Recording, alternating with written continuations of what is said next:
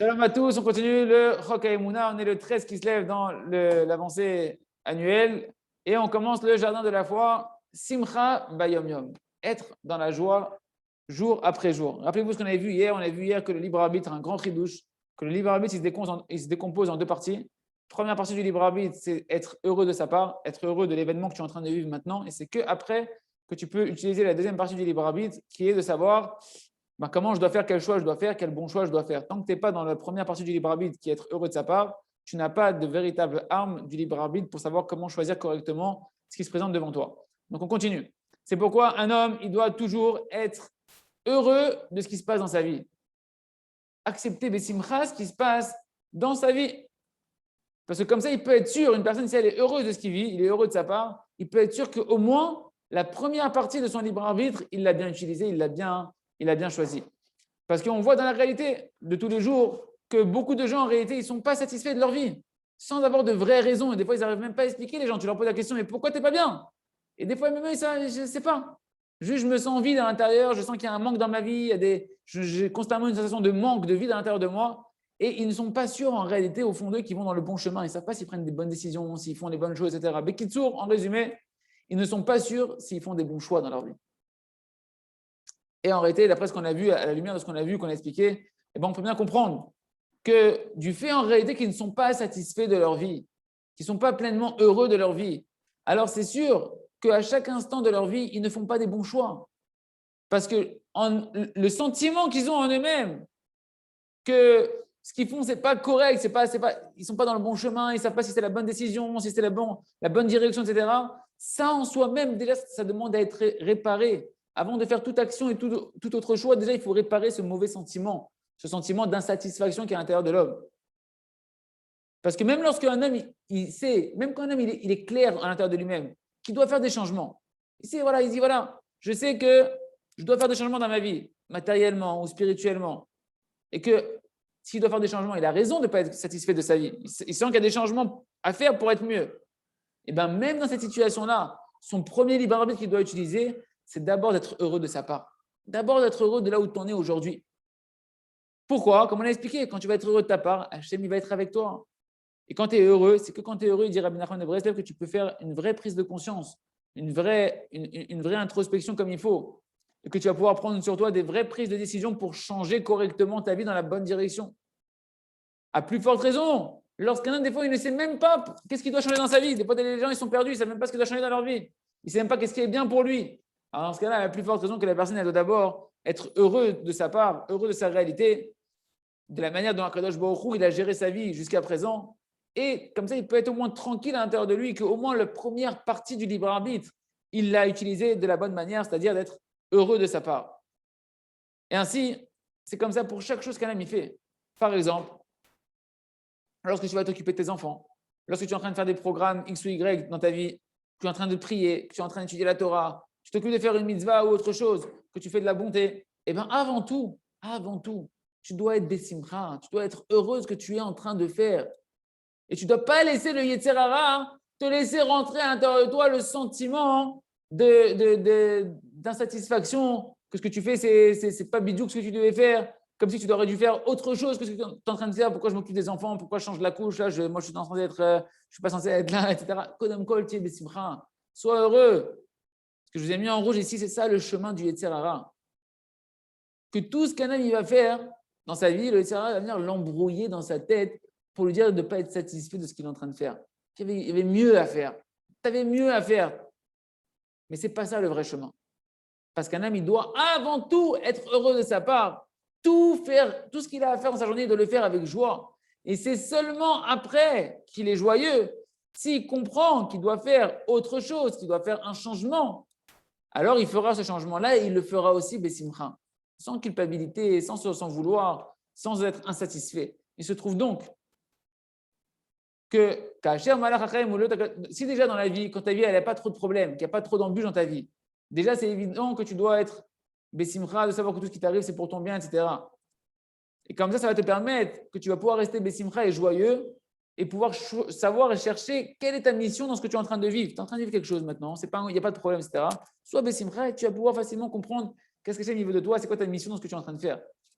Et si une personne ne fait pas ça, quand ça va bien déjà, s'il n'arrive pas à être heureux quand ça va plus ou moins bien dans sa vie, alors comment tu vas être heureux quand il va t'arriver dans ta vie des surprises, des mauvaises surprises, comme on appelle ça, des choses que tu ne t'attendais pas, des épreuves de la vie qui vont te tomber dessus. Si tu n'as pas l'habitude déjà d'être Bessimcha dans le train-train de la vie, comment lorsque Hachem t'emmène une épreuve d'Emouna, tu vas rester Bessimcha? Ou là-bas, il faut justement se renforcer dans la Emouna.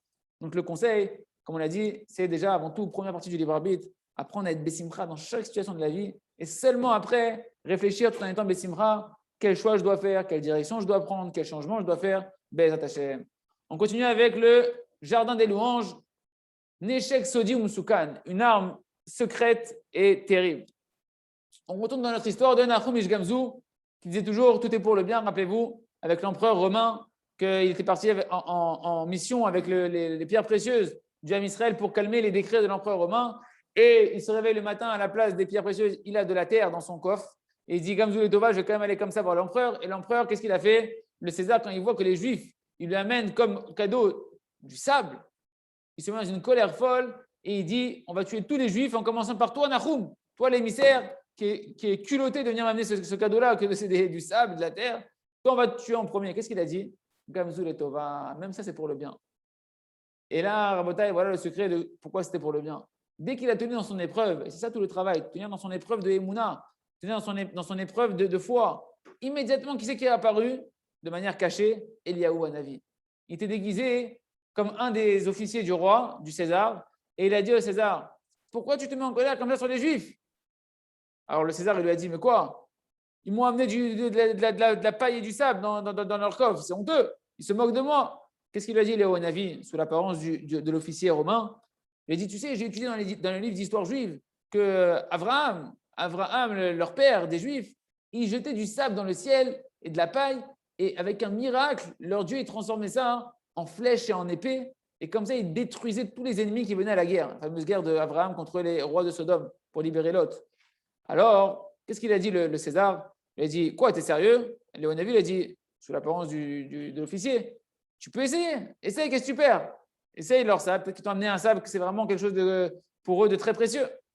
Qu'est-ce qu'il a fait le César? Il a envoyé un chevalier, dans une des villes qu'il n'arrivait pas à conquérir, chez les Gaulois. Voilà, il les a envoyés chez les Gaulois. Et il leur a donné comme dans l'armée, il leur a dit prenez avec vous ce coffre-là des Juifs avec le sable et testez-le sur le front. Et voilà, donc le chevalier, il arrive, il revient après le combat. Il revient, il dit roi César, c'est extraordinaire.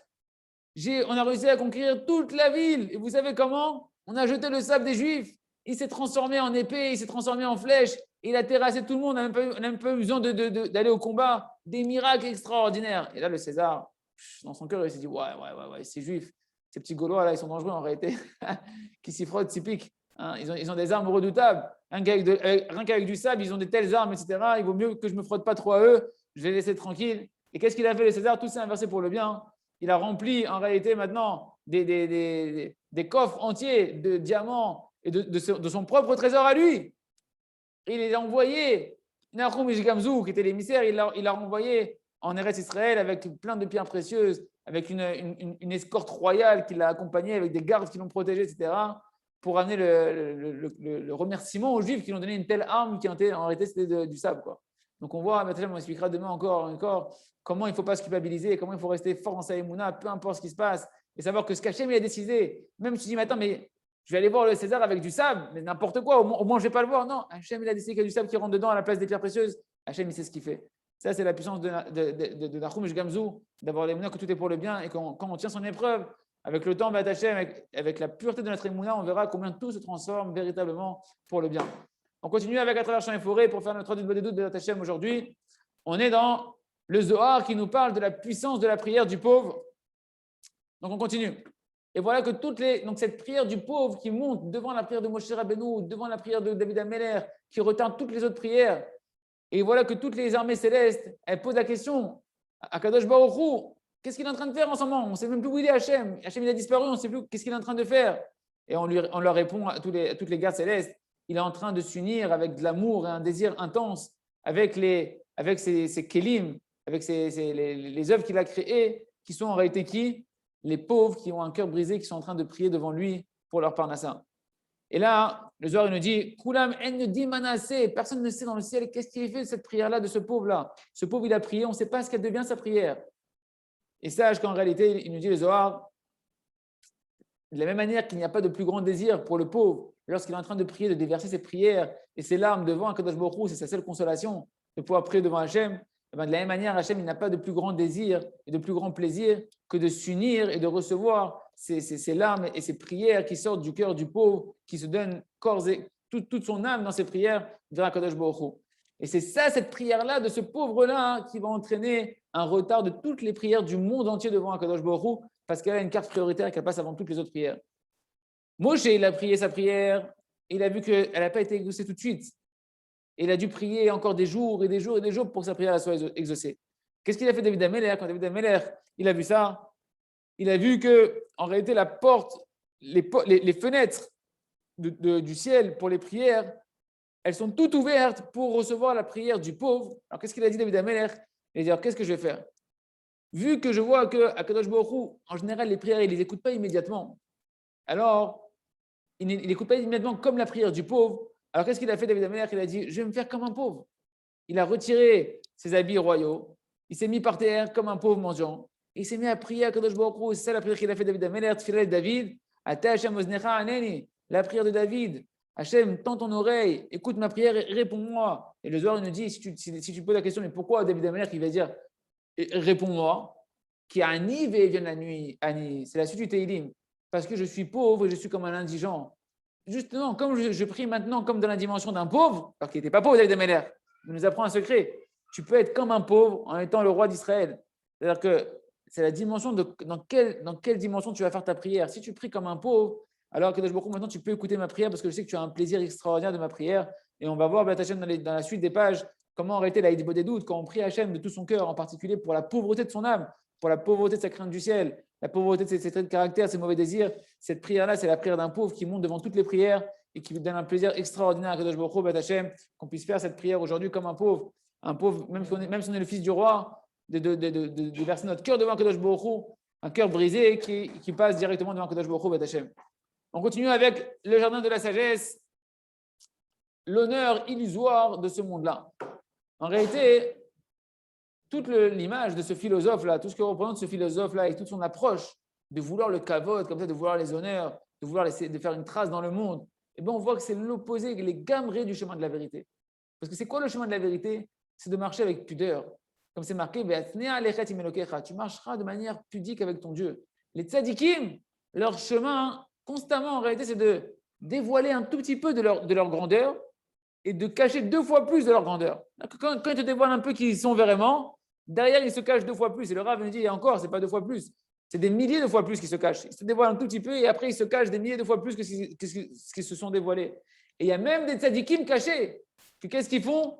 Ils se provoquent à eux-mêmes des hontes sur eux-mêmes pour pouvoir fuir les honneurs jusqu'à l'extrême opposé. Ils veulent tellement pas d'honneur qu'ils se rajoutent des hontes et ils font toutes sortes de stratagèmes pour qu'on les humilie, qu'on pense tordu sur eux, etc., qu'on ne les honore pas. Pourquoi? Parce que les vrais tzadikim, leur vraie vitalité, c'est la vitalité de chaque juif en réalité. Notre vraie vitalité à nous, ce n'est pas du kavod, ce n'est pas des honneurs qu'on a de la vitalité, c'est de la recherche de la vérité, de la recherche de la émouna, du lien avec Hachem. En réalité, la poursuite du kavod, de l'honneur, c'est une des plus grandes hérésies qu'il y a dans le monde. Parce qu'en réalité, le kavod à qui il appartient? Le kavod, l'honneur, il appartient à Hachem. Et celui qui prend le kavod pour lui-même, alors il est en train de prendre l'honneur d'Hachem pour lui-même. Il n'y a rien de plus méprisable et de plus répugnant que quelqu'un qui ose prendre l'honneur qui revient à Kadosh Baruch Hu de se l'approprier pour soi. Dans l'écouté Moran, dans l'enseignement 194, là-bas, Rabbeinu Akadosh, il ramène une parabole pour mettre en évidence ce qu'on est en train de dire ici. Il dit à quoi ça ressemble? Ça ressemble à un grand prince qui a envoyé un de ses officiers dans une ville lointaine qui appartient à lui pour aller être un émissaire du roi là-bas, un émissaire du prince et faire gérer un peu les affaires là-bas. Et quand l'émissaire est arrivé là-bas, les gens là-bas ne le connaissaient pas. Ils ne connaissaient ni le roi, ni lui. Et quand il est arrivé avec les habits un peu comme ça du roi, les habits du royaume, etc., il s'est approprié, il s'est accaparé tous les honneurs pour lui. Les gens ne savaient pas que c'était un serviteur du roi et du prince. Ils se sont dit, c'est lui le prince, c'est lui, il a joué le jeu. Il s'est pris tous les honneurs pour lui, comme si c'était lui le prince lui-même. Et quand ils avaient besoin de quelque chose, les gens du pays là-bas, de la ville, ils se prosternaient devant lui, ils lui faisaient des courbettes, ils lui donnaient tous les honneurs, etc. Et il l'appelait en réalité avec toutes sortes d'appellations d'honneur qui normalement revenaient au prince, à son maître, pas à lui. Et voilà qu'une fois, le maître, le prince, il est venu dans cette ville-là pour aller voir l'officier, son émissaire, et voir comment il gérait un peu le pays. Et il s'est rendu compte que les fidèles du pays ne faisaient pas leur travail comme il fallait. Donc il a appelé un policier, le prince, le maître, le roi. Il appelle un policier et un garde et il lui dit, dis-moi un peu comment ça se passe dans la ville, comment ça fonctionne ici, comment ça se passe. Et voilà que le policier, il n'a pas reconnu le prince, le roi. Il ne le connaissait pas. Il connaît lui que le serviteur qui a été envoyé, l'émissaire. Et direct, il est tombé au pied de l'émissaire et il a commencé à faire du kavod à l'émissaire au lieu de faire du kavod au roi. Et il a commencé à répondre à l'émissaire, surtout qu'est-ce qui se passait dans le royaume, etc. À ce moment-là, le roi, enfin le prince, son visage, il s'est défait, il était vraiment honteux, il était outré. Tellement de honte qui a rempli le cœur du prince de se dire, mais comment on peut me faire aussi honte devant moi, au lieu de me donner le kavod à moi, il donne tout le kavod à mon serviteur, à moi.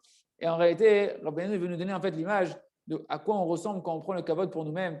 Peu importe que tu es chef de communauté, que tu es chef d'entreprise, que tu es le chef de ta maison, que tu es le père de tes enfants, le kavod ne t'appartient pas, le kavod il appartient à Kadosh Baruch Hu, et que dès qu'on prend le kavod pour nous-mêmes, c'est quelque chose qui est à l'encontre de toute la vérité, que Dieu nous en préserve, qui est de pouvoir donner le kavod à Kadosh Baruch Hu. On continue avec ce sefer Or Hadash. Grande est l'action qui amène à la volonté. Ah, pas mal, c'est l'inverse de là. Gadol Maaseh Mevil des Ratson. Grande est l'action qui amène à la volonté. Lorsqu'on parle, là on finit à Rabotai, on finit le 3e chapitre. Grâce à Dieu, Baruch Hashem, on finit le 3e chapitre du sefer Or Hadash. On avance, on ne se rend pas compte, mais on avance, Baruch Hashem. Lorsque l'on parle sur un service divin, quel qu'il soit, c'est interdit de laisser les paroles comme juste des belles idées. Ouais, c'était une belle théorie, c'était mamash, un beau Dvar Torah qu'on va pouvoir faire à la table de Shabbat. Comme on dit, fais un bon sermon et on va te récompenser pour ton bel exposé, ton beau discours. Non, nous, on doit prendre les paroles et on doit les transformer à la Chal et Maaseh dans une concrétisation dans nos actions de tous les jours. Comme c'est marqué, grande étude de la Torah qui amène à l'action. Et sur ça, il a dit Rabbi Nachman de Breslev, dans Sichot Haran, enseignement 19. J'ai désiré énormément attirer le monde à pouvoir agir comme Hachem il veut. De ne pas laisser le monde dans la théorie, de ne pas laisser le monde dans la théorie toranique. Non, amener le monde à l'action.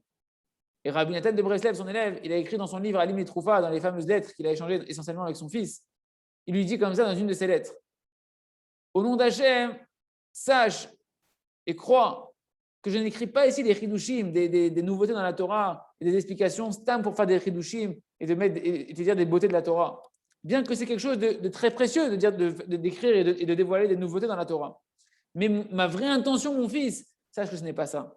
Ma vraie intention, c'est que tu marches avec ces paroles-là, avec ces chidushim-là, et que tu t'efforces et que tu te renforces d'accomplir tout ça.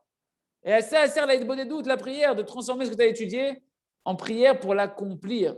Le Rav dit, sachez mes amis, que énormément de choses ont été écrites au sujet de la volonté. Mais ces paroles en elles-mêmes n'ont pas la force d'entraîner de vrais changements à l'intérieur de chacun d'entre nous. Tant qu'une personne ne va pas prendre maintenant un temps conséquent pour travailler cette volonté-là, tout va rester de la théorie fumeuse. C'est pourquoi on se doit tous de donner à la force de la volonté un cadre fixe, quotidien pour travailler cette volonté-là d'une manière claire et limpide. C'est pourquoi tout celui qui étudie ce livre-là qu'on est en train d'étudier, il doit s'habituer maintenant à aller transformer tout ça dans l'action, avec le conseil extraordinaire du travail de la volonté, comme on va expliquer dans les chapitres qui vont venir, dans les chapitres d'après. Et comme ça, tu verras, tu pourras comprendre en long et en large, en profondeur, la grandeur du secret de la vie qui est le travail de la volonté. Le secret de la vie, on a dit à Rabotai, c'est le travail de la volonté. On résume ce chapitre et on finit comme ça, on fait le sioum du chapitre 3. Le premier pas dans le service divin, c'est d'avoir une connaissance claire que tout progrès, il dépend du travail personnel. Et ce travail personnel, il dépend de quoi? Du travailler sa volonté. C'est pourquoi l'essentiel du libre arbitre d'un homme, c'est de travailler, de prendre en soi de travailler quoi? Le travail de la volonté, de changer. Et c'est pourquoi c'est le plus grand travail qui existe de la volonté Hachem dans la vie, c'est de travailler sa volonté. C'est pourquoi, mes chers amis, chers lecteurs, auditeurs, vous qui avez maintenant mérité dans ce chapitre-là d'étudier le secret de la vie, prenez ces paroles-là, transformez-les en action. consacrez tous les jours au moins une demi-heure tous les jours sur un sujet, là-bas où vous allez travailler votre volonté que sur une seule chose. Et vous-même, vous allez être les premiers bénéficiaires de voir des miracles, comment vous-même vous allez changer des choses que vous pensez qui étaient imbougeables dans votre nature, vous allez les transcender, Bat Hashem.